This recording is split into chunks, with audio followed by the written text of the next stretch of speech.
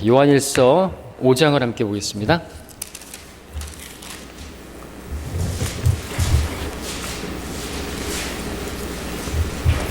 자, 요한일서 일반 서신, 공동 서신이라고 불리기도 하죠. 히브리서를 시작으로 해서 계시록까지 그렇게 일반 서신으로 불리는데, 거기에는 우리 구원받은 그리스도인들에게 해당하는 그러한 말씀만 있는 게 아니라, 그보다는 바로 대환란 시대의 성도들에게 교리적으로 주어지는 그런 말씀들이 있기 때문에, 두 대상에게 주어지는 말씀들이 있기 때문에 우리가 예의주시해서 볼 수 있어야 되고, 성경을 올바로 잘 나누어서 공부할 수 있어야 하는 것이죠. 그냥 말씀하신 게 아니죠. 진리의 말씀을 올바로 나누어서 공부하지 않으면 우리가 혼란스럽게 되기 때문에 그렇습니다. 연막이 피어 있는 그런 곳에서 헤맬 수가 있는 것이죠. 자, 오늘 말씀의 제목을 굳이 붙인다면, 마귀도 예수님을 그리스도로 믿는다. 자, 마귀도 예수님을 그리스도로 믿는다. 그렇죠? 우리 복음서를 보면 실제로 그렇습니다. 자, 그런데 이것과 연관해서 오늘 요한일서 5장의 말씀을 이제 시간이 되는 데까지 또 공부를 할 텐데, 1절에 먼저 보겠습니다. 예수가 그리스도이심을 믿는 사람은 누구나 하나님께로부터 태어났느니라. 태어났으며, 그죠? 낳으신 그분을 사랑하는 사람은 누구나 그분께로부터 태어난 자도 사랑하느니라. 뒤에 말씀은 이제 또 계속 이어지는 말씀과 함께, 하나님을 사랑하는 사람들은 또 하나님께로부터 태어난 형제 자매들을 사랑하느니라. 사랑해야 한다는 것도 아니고 그냥 사랑하게 돼 있다라는 그러한 하나님 사랑, 그리고 이웃 사랑, 십계명에 관한 말씀을 하고 있습니다. 우리가 이런 말씀들을 우리가 그대로 받아들이고 또 우리가 적용하고 또 실생활에 옮겨야 할 말씀들이 분명하죠. 자, 그런데 먼저 볼 것은 그 전반부의 말씀입니다. 예수가 그리스도이심을 믿는 사람 누구나 하나님께로부터 태어났다라는 말씀을 우리가 좀 조명해 보십시오. 교리적인 부분에서 좀 까다로운 그런 구절이라고 할 수가 있겠습니다. 성경 전반적으로 볼 때 잘 살펴보지 않으면 우리가 함정에 빠질 수 있고, 또 누군가가 우리를 함정에 빠뜨릴 수도 있고, 그래서 우리가 잘 볼 수 있어야 되는 거예요. 자, 대다수의 목사와 교사들이 이 문제를 보지 못하고 있습니다. 눈이 가려졌기 때문이죠. 왜냐하면 성령의 조명을 받지 못하기 때문에, 바른 성경을 가지고 있지 못하기 때문에 그런 것이죠. 그런 사람들이 성경을 들고 성경을 가르친다고 하고 하지만 그들을 우리가 다 신뢰할 게 아니라는 것이죠.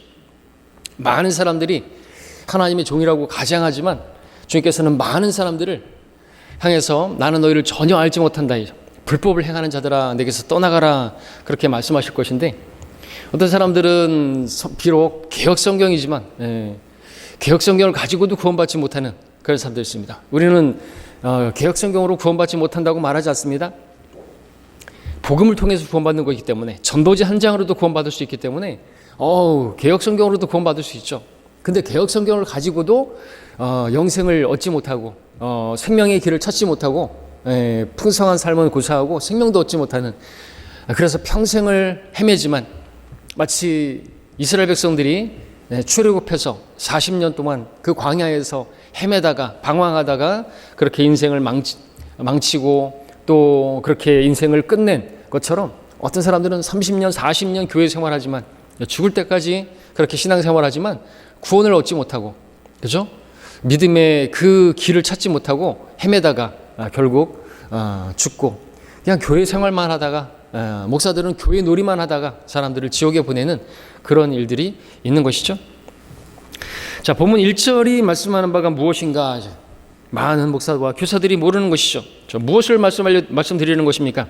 우리가 사복음서를 보게 되면 마귀들도 예수님을 그리스도라고 시인해요. 심지어 하나님의 아들 예수님은 하나님의 아들이시오 그리스도라고 그렇게 시인하는 것을 본단 말이죠. 누가복음 4장 41절에서 마귀들도 많은 사람에게서 나가며 소리질러 말하기를 당신은 하나님의 아들 그리스도시니이다 라고 하자. 주께서 그들에게 말하는 것을 허락지 않으셨죠? 이는 그 마귀들이 주가 그리스도이신 것을 알고 있기 때문이라고 한 절에서 두 번이나 그 마귀가 하나님의 아들 그분을 그리스도라고 시인했고, 그 마귀들이 주가 그리스도인 것을 알고 있기 때문이라고 기록하고 있다는 것이죠. 누가복음 8장 28절에서는 마귀들이 지극히 높으신 하나님의 아들 예수여 라고 고백하는 것을 보게 되고, 마가복음 5장 7절에서도 큰 음성으로 소리 지르며 말하기를 지극히 높으신 하나님의 아들 예수여 라고 말하고 있습니다. 예수님께서 하나님의 아들이시고 그리스도이신 것, 바로 그분이 또 주이신 것을, 주가 그리스도이신 것을 알고 있다 그랬어요. 그래서 그 예수 그리스도의 온전한 이름 주 예수 그리스도를 알고 있는 것이에요. 놀랍죠? 많은 사람들이 모르는데, 많은 교회 종교인들도 모르고 있는, 신천지인들도 모르고 있고 통일교인들도 모르고 있고 하나님의 교회 사람들도 모르고 있는데, 그들보다 마귀의 믿음이 더 대단한 것이죠. 자, 이렇게 보는 것처럼 마귀도 예수께서 그리스도이심을 믿고 있는 거예요. 어쩌라고요? 근데 본문 1절은 뭐라고 말씀하시냐 이것이죠. 다시 읽습니다. 예수가 그리스도이심을 믿는 사람은 누구나 하나님께로부터 태어났으며 라고 말씀하고 있는 거예요. 그렇다면 마귀도 예수가 그리스도이심을 믿는다고 했으니까 그 마귀도 하나님께로부터 태어난 존재인 것인가 이거죠. 아니죠. 절대로 마귀는 하나님께로부터 태어나지 않았습니다. 때문에 우리가 하나님의 말씀을 올바로 잘 공부하지 않으면 함정에 빠질 수가 있는 것입니다. 자, 이와 관련해서 또 럭커 목사님은 이런 것도 이야기하고 있습니다.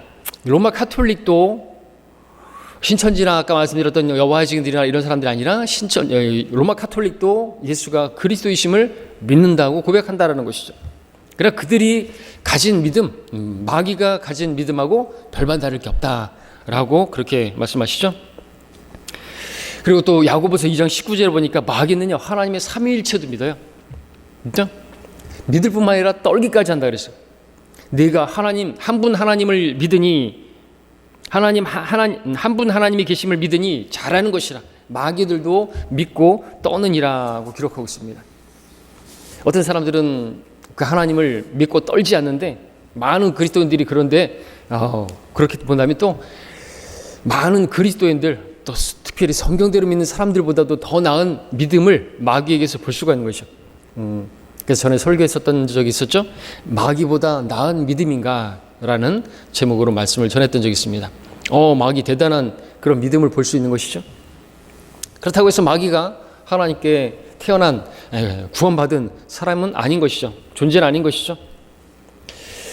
자, 예수가 그리스도이심을 믿는 사람이라는 말씀 때문에 우리는 무엇을 보냐니까 이 서신이 교회 서신이 아니고 바로 대환란 시대로 돌아가고 있는 것을 우리가 보게 되는 것이죠. 대환란 교리라는 거죠. 무엇을 말하냐? 대환란 때는 어떤 사람이 와서 당신은 예수를 누구라고 말하느냐? 초림 당시에도 많은 사람들이 와서 제자들에게 물었죠. 예수를 누구라고 말하느냐? 많은 사람들이 나를 누구라고 말하느냐? 어떤 선지자라고 말하고 엘리야라고 말하기도 하고 그렇게 말한다. 선지자라고 말하기도 하고. 너희는 나를 누구라고 말하냐? 대환란 때는 예수가 누구냐고 물어본다면 누군가가 예수는 그리스도라고 시인하잖아요. 그러면 그것은 무엇을 의미하는 줄 아세요? 눈에 보이는 다윗의 보좌라고 하는 그 서지 못할 곳에 서 있는 그 성전에 앉아 있는 자칭 그리스도라고 지금 앉아 있는 적그리스도, 그 적그리스도는 그리스도가 아니라고, 예수가 그리스도라고. 예수는 우리 왕이 아니고 카이사가 우리 왕이라고 말했던 그 어떤 그것과 연관해서 본다면 그렇게 되는 것이죠. 그러면 어떻게 됩니까? 예수가 그리스도라고? 그러면은 너는 죽어야 되겠다. 그래서 끌려가서 순교당하는 것입니다. 목배임을 당하는 거예요. 예. 때문에 대환란 때 살고자 한다면, 목숨을 부지하고자 한다면 멸망의 아들 그 적그리스도를 그리스도라고 시인해야 한다는 것이죠. 그러면 그 육신의 생명은 유지할 수가 있습니다. 근데 그 결과로 인해서 그는 불못에 던져지게 되겠죠. 그러나 예수 그리스도를 시인하게 되면 참수형을 당하고, 그러나 그는 영원한 생명을 얻게 되는 것이죠. 자, 우리가 예수를 그리스도라고 믿는 것, 그리고 그 예수 그리스도를 시인하는 것 우리에게 필요하죠.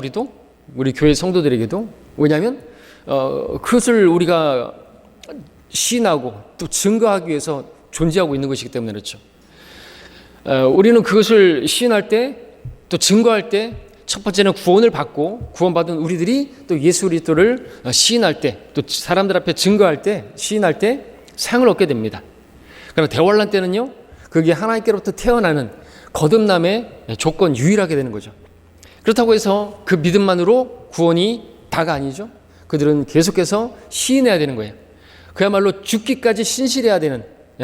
그래서 야고보서에서 말씀하고 있는 것이 또 대환란 상황과 연결되어지는 것이고, 또 계시록에서는 그들은 죽기까지 그들의 생명을 사랑하지 아니하였다 하죠. 그들이 바로 이긴 자다, 이기는 자들이라 그렇게 말을 하고 있는 것입니다. 그래서 믿음과 행위, 예수 그리스도를 바로 그리스도로 믿고 주라고 시인할 뿐만 아니라 그 시인을 번복하지 말아야 되고, 또한 그 믿음을 끝까지 붙들어야 하고, 히브리서에서 많은 말씀들을 하고 있는 그런 상황들과 연결이 되는 것이다 라는 것이죠. 목숨 걸고 시인하는 거예요. 구원을 위해서 그리고 시인해야 되는 것이고, 번복해서는 안 되는 것입니다. 자, 근데 우리는 어떻습니까? 우리는 상을 위해서 하는 것이고, 어떤 사람들, 환란 시대 성도들은 구원을 위해서 그렇게 시인하는 거예요. 그래서 우리는 상을 위해서 시인한다고 하니까 그 시인 안 해도 되는 것입니까? 예수 그리스도의 그 복음을 증거하지 않아도 되는 것입니까? 아닌 것이죠. 우리는 환란 시대에 살고 있지 않고 은혜 시대에 살고 있기 때문에 감사하면서 예수 그리스도를 우리가 시인하면, 그리스도라고 그분이 우리의 주라고 시인한다고 해서 막 우리 데려다가 막 순교시키고 죽이고 그러지 않지 않습니까? 뭐가 무서워서 예수 그리스도를 주라고 그리스도라고 우리가 시인하고 사람들 앞에 시인하지 못하는 것입니까? 자, 2절 그 다음에 3절을 또 보겠습니다. 우리가 하나님을 사랑하고 그의 계명들을 지키면 이것으로 우리가 하나님의 자녀들을 사랑함을 아느니라. 하나님을 사랑하는 것이 이것이니 곧 우리가 그의 계명들을 지키는 것이라. 그의 계명들은 무거운 것이 아니니라. 우리 그리스도인들에게도 이 말씀을 가지고 우리가 많이 교훈을 얻고, 그렇죠? 교훈과 교리는 다른 것입니다. 개역성경에는 그 부분이 완전히 구분이 없죠. 다 교훈으로 돼버렸어요. 성경의 1차적인 목적이 교리인데, 그래서 이 교리는 역시나 이 서신이 일반 서신이고 교회를 향한 서신뿐만 아니라 대환란 서신이기 때문에 대환란 성도들은요, 예수 그리스도를 주라고 시인한 것으로 끝나면 안 되고, 그것을 끝까지 붙들어야 되고, 그 믿음의 고백을 끝까지 붙들어야 할 뿐만 아니라 그들에게는 행위가 있어야 되는데, 그 행위가 대표되는 것이 뭐냐니까 형제 사랑인 것이죠. 십계명 누구에게 줬습니까? 이스라엘 백성들에게 주지 않았습니까? 첫째부터 넷째 계명까지가 하나님을 사랑하는 것으로, 주님께서는 십계명을 주셨는데 예수님께서는 그 십계명을 둘로 나눠 주셨죠. 1계명부터 4계명까지가 바로 하나님과의 관계에서, 한마디로 말하면 하나님을 사랑하면 그 계명들을 다 지킬 수 있다는 거죠. 사랑이 그 계명을 지키는 것입니다. 사랑하면 그 계명은 무거운 것이 아니라고 지금 말씀하고 있죠. 근데 이제 5계명부터 10계명까지는 사람과의 관계에 관한, 근데 그 사람과의 관계에 관한 내용들도 그 사람을 사랑하면 지킬 수가 있다는 것이죠. 사랑하면 그 계명들을 깨지 않습니다. 도둑질하지 않을 것이고, 그죠? 뭐 탐내지 않을 것이고, 그렇단 말이죠. 자, 그래서 여기서 이 흐름을 보십시오. 1절 하반절부터 3절까지 쭉 보게 되면 이것은 또 우리가 야고보서에서 말씀하고 있는 내용과 같은 맥락을 지금 보여주고 있죠. 대환란 때 행위는 바로 형제 사랑으로 대표된다는 것입니다. 물론 교회 시대의 성도들도 형제 사랑 중요하죠. 얼마나 중요합니까? 형제 사랑, 그건 그리스도의 심판석에서 우리가 상을 받는 문제예요. 로마서 14장에서는 우리가 그리스도의 심판석 앞에 서서 우리가 설명할 것이라고 했는데, 무엇을 설명하냐 말하니까 그 문맥은 어찌하여 너는 내 형제를 업신 여겼느냐, 어찌하여 너는 내 형제를 판단하였느냐, 이 말씀이 나오고 있는 거예요. 그러니까 그리스도 심판석에서 주님께서 우리에게 물으실 것은 교회를 어떻게 했느냐 이거죠. 교회를 돌아봤느냐 이거죠. 주님께서 베드로에게 네가 나를 사랑하느냐 3번이나 물으셨어요. 그러면은 나를 사랑하라 말씀하지 않으시고 양들을 먹이라고 말씀하셨죠. 교회를 돌아보라고 말씀하시고 형제 자매들을 위하라는 것이죠. 그러니 얼마나 중요해요. 그것을 주님께서는 교회의 새 계명으로 주신 것이죠. 새 계명. 서로 사랑하라 이거죠. 돌아보고 믿음을 위해서 세워주고, 내 믿음이, 나의 행동이, 나의 말이 다른 성도들을 세워주는 것인가, 아니면 무너뜨리는 것인가 이죠. 내가 예배 드리는 모습이, 내가 예배 드리는 그러한 모습이, 또 내가 성경 공부하는, 또 내가 뭐 여러 가지 섬기는 모습들이 다른 성도들에게 도전이 대하고 또 세워주는 것이 돼야 되는 것이죠. 우리 자녀들에게 도전이 돼야 되고 세워주는 것이 돼야 되죠. 나의 예배 드리는 모습이, 내가 주일을 보내는 모습이 주일을 온전히 드리지 못하고 또 일주일에 그냥 한 번만 예배 드리는 모습이라든지 그런 모습을 우리 자녀들이 보고 있는데 절대로 그것은 그런 형제들을 업신여기는 것이죠. 신경 안 쓰는 것이에요. 주님께서 주신 자유로다가 내 마음대로 예배를 드리고 내가 띄엄띄엄 예배를 드리든 그건 그리스도를 통해서 얻은 자유를 내가 막 누리는 게 절대로 아닌 것이죠. 합법적이라고 해서 그것은 내 마음대로 할 수 있는 게 아닙니다. 사랑이 없으니까 세워주지 못하죠. 지식으로 교만해진 사람들은, 그런 사람들은 자기는 다 안다 이거죠. 그래서 나중에는 목사도 무시하고 영적인 권위도 무시하고 그렇게 나중에는 교회도 떠나고 신앙도 졸업하는 그런 사람들이 있는 것입니다. 자, 어쨌든 우리가 형제사랑 중요한데 우리는 형제사랑이 그리스도 심판석에서 역시나 또 상을 받고 안 받고의 문제지만 대환란 때는 구원을 받고 안 받고의 문제인 거예요.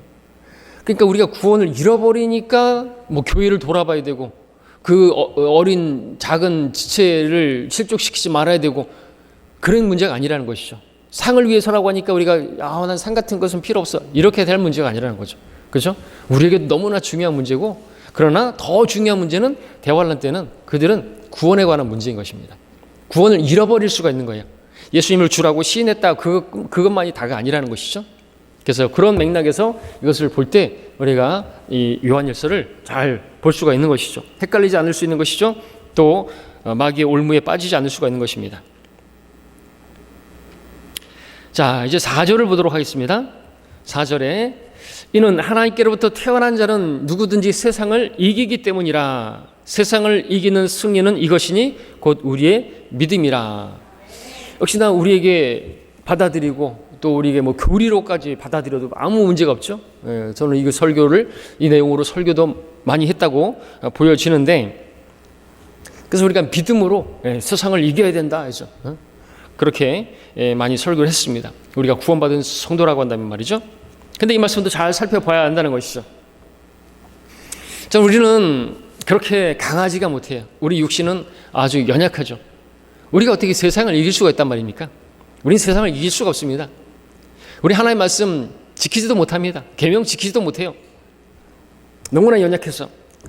로마서 8장 3절에서는 사도 바울이 그 율법이 육신이 연약해서, 육신을 통해서는 연약해서 할 수가 없는 것이라고, 그래서 하나님의 아들 예수님께서 오셨다고 말씀하시죠.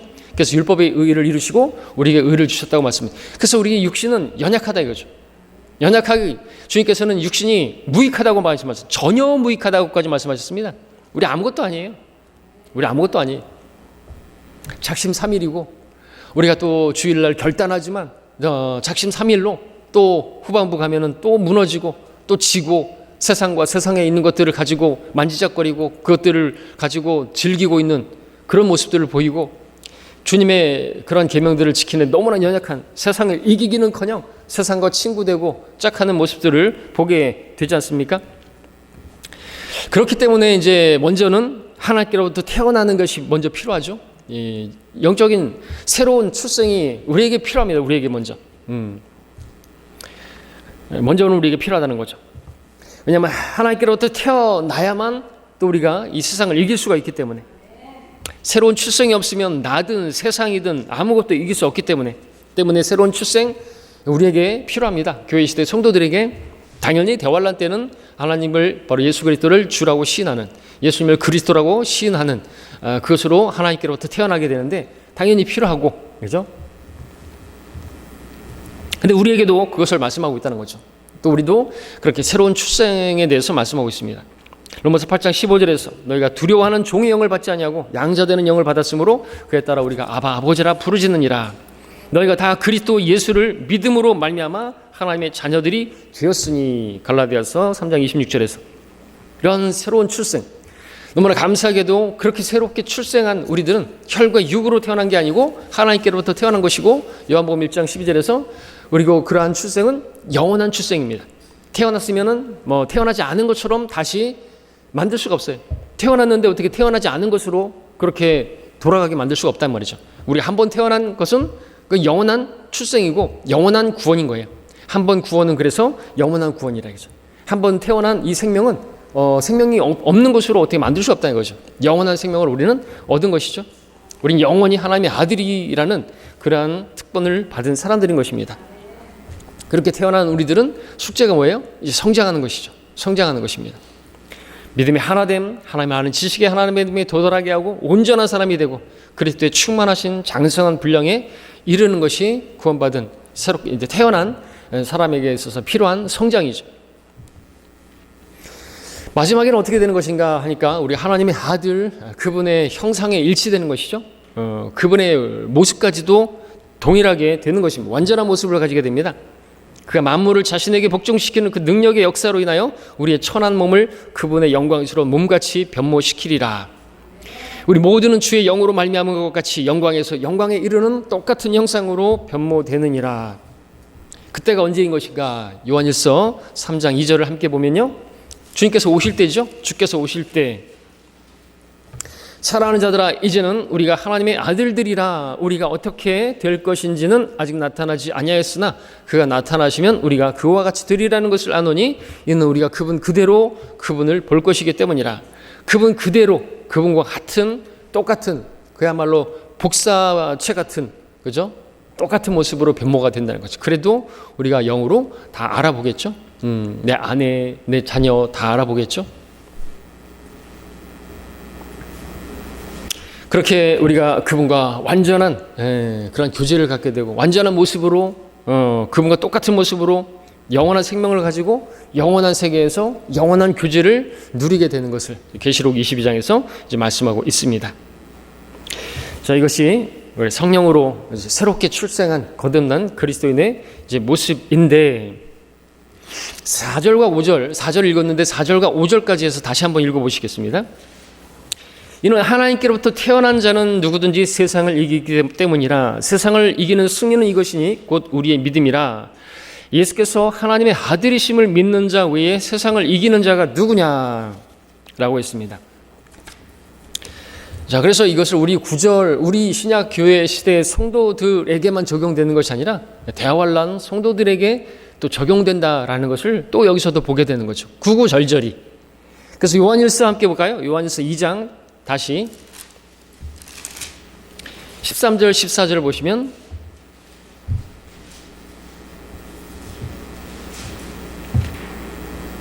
(2장 13절) 아비들아 내가 너희에게 쓰는 것은 너희가 처음부터 계신 분을 알았기 때문이요 청년들아 내가 너희에게 쓰는 것은 너희가 악한 자를 이겼기 때문이며 어린 자녀들아 내가 너희에게 쓰는 것은 너희가 아버지를 알았기 때문이라.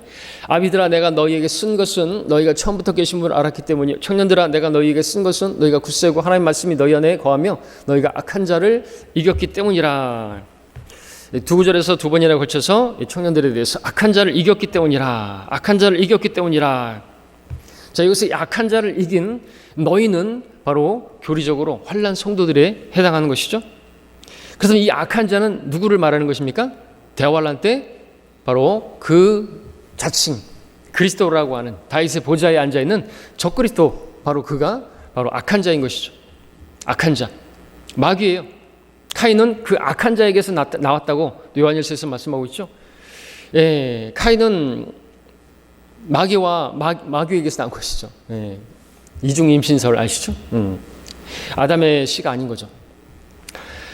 그리고 마태복음 6장에서 소위 주기도문에서 시험에 들지 말게 하옵시고 악의 수 구하여 달라고 기도할 때 그 실제적으로 대환란 때 기도예요.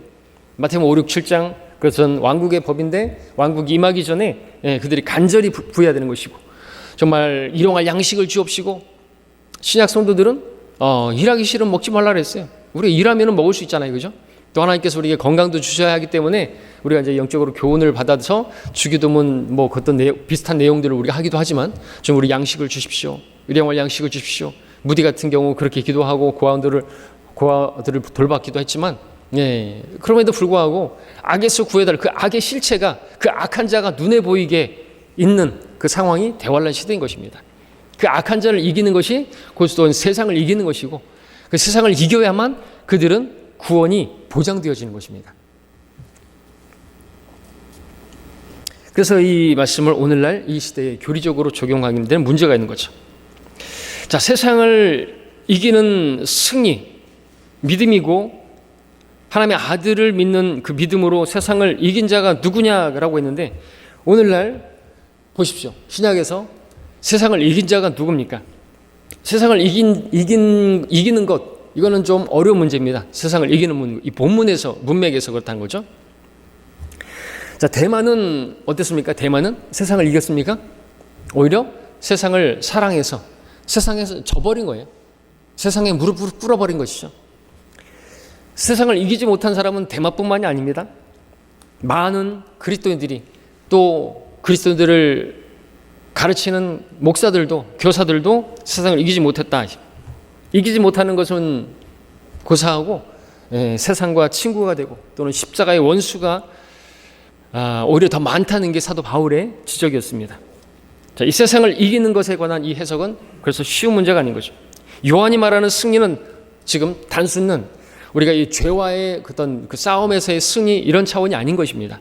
그래서 5절에서 요한은 우리가 이 세상을 이기는 승리를 바로 예수님께서 하나님의 아들이심을 그 믿는 그 믿음으로 이긴다고 했는데, 우리가 물론 교회 시대에 우리 그리스도인들에게 그대로 또 적용해서, 영적으로 적용해서 우리가 하나님의 아들을 믿는 갈라디아서 2장 20절의 말씀대로 우리가 그 믿음으로 살 때 세상을 이긴다고 할 수가 있겠죠. 이기죠, 실제로. 그런데 그런 차원의 문제가 아니라는 거죠. 자, 믿음으로 세상을 이기고 승리한 사람이 있느냐고 물어보고 있습니다. 그래서 럭커 목사님은 여기서 다시 또 이제 로마 카톨릭의 한번 교황들, 그 수장들을 한번 생각해 보라 이거죠. 그들이 아까 말씀드렸던 것처럼 그들도 예수님께서 그리스도이심을 믿는다고 했잖아요.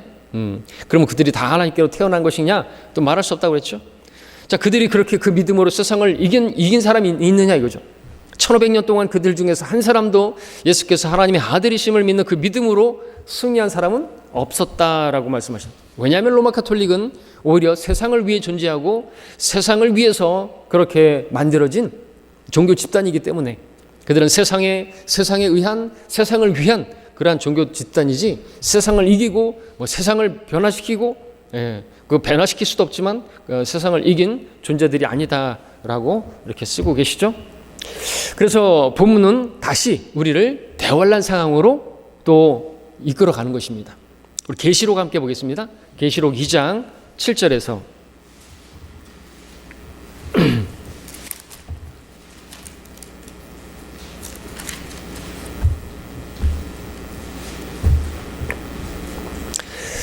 이 장 7절에 귀 있는 자는 성령께서 그들에게 말씀하시는 것을 들을지어다. 이기는 자에게는 내가 하나님의 낙원 가운데 있는 생명나무를 주어서 먹게 하리라 말씀하고 있습니다.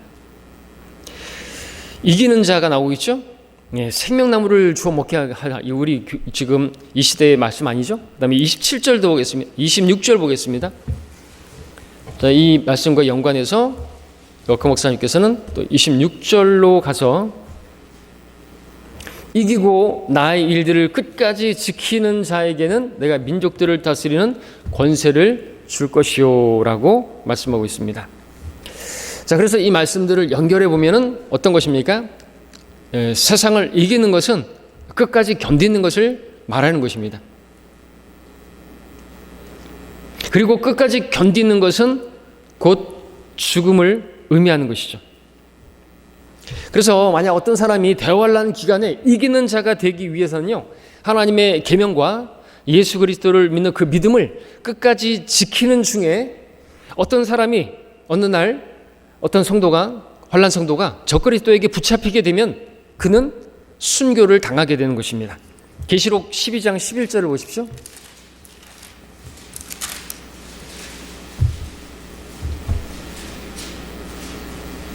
(12장 11절에) 그들이 어린 양의 피와 자기들이 증거한 말로 그를 이겼으니 그들은 죽기까지 자기들의 생명을 사랑하지 아니하였도다 라고 말씀하십니다.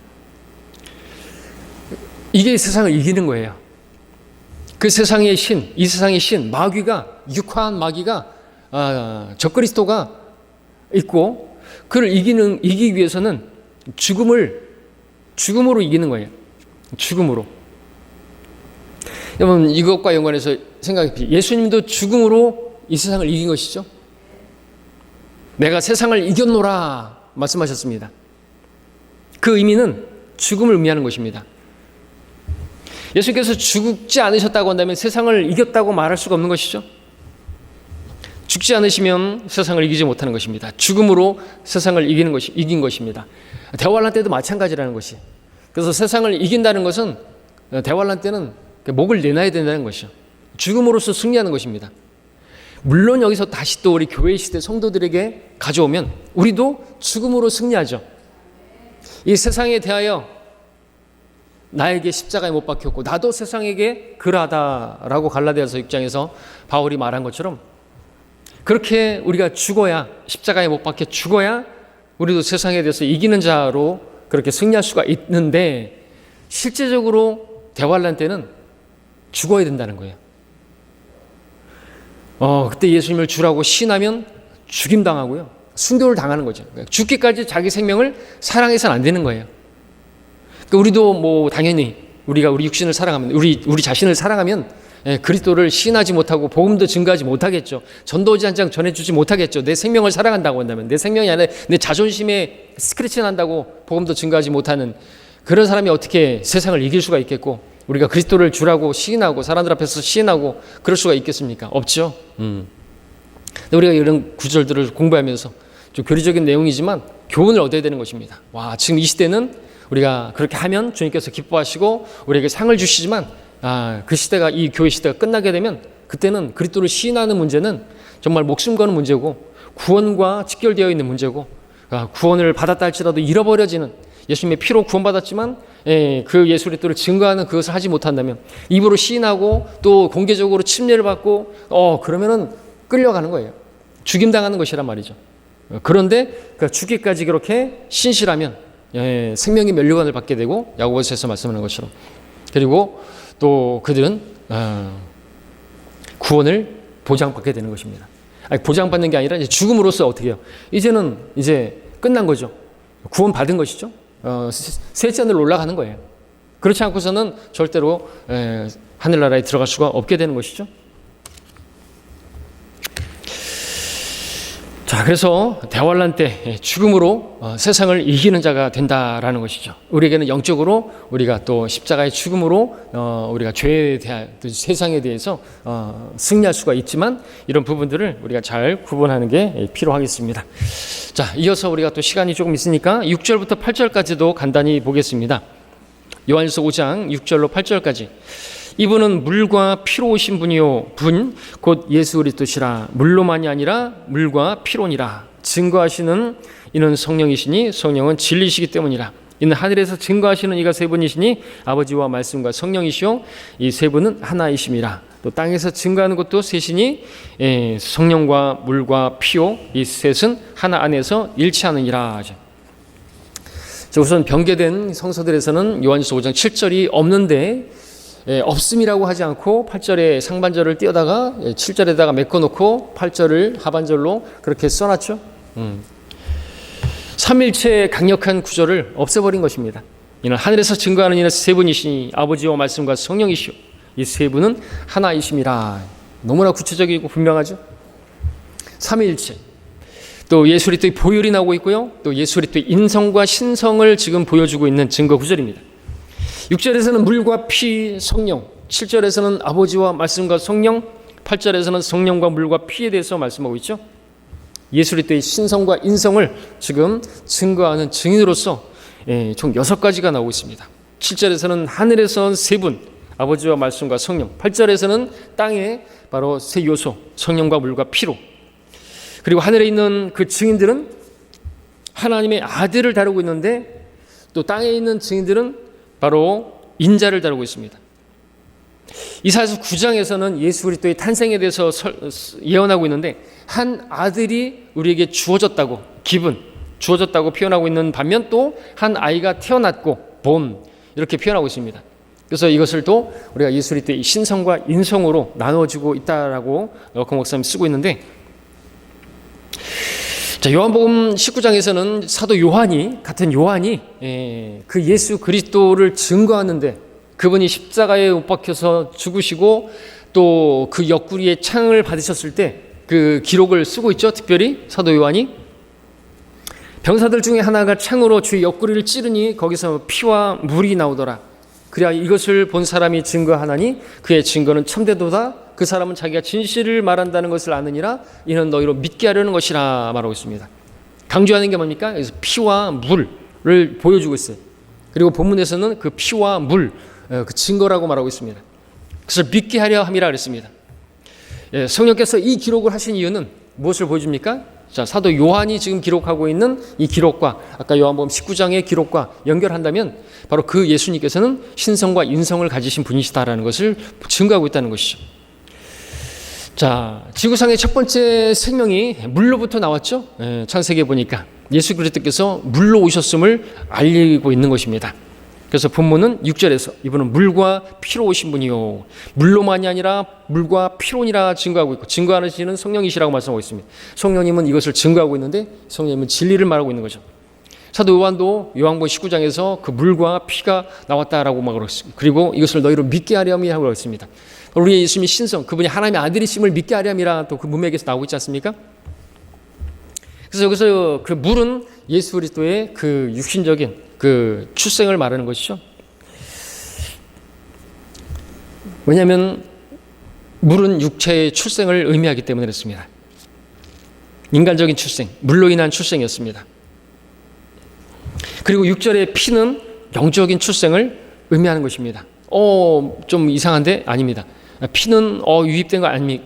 그런데 예수님의 피는 어떤 피입니까? 사도행전 20장 28절에 따르면 하나님의 피라고 말하고 있기 때문에, 그래서 물은 그분의 인성을, 그리고 피는 그분의 신성을 증거하고 있는 그런 구절이다라는 것이죠.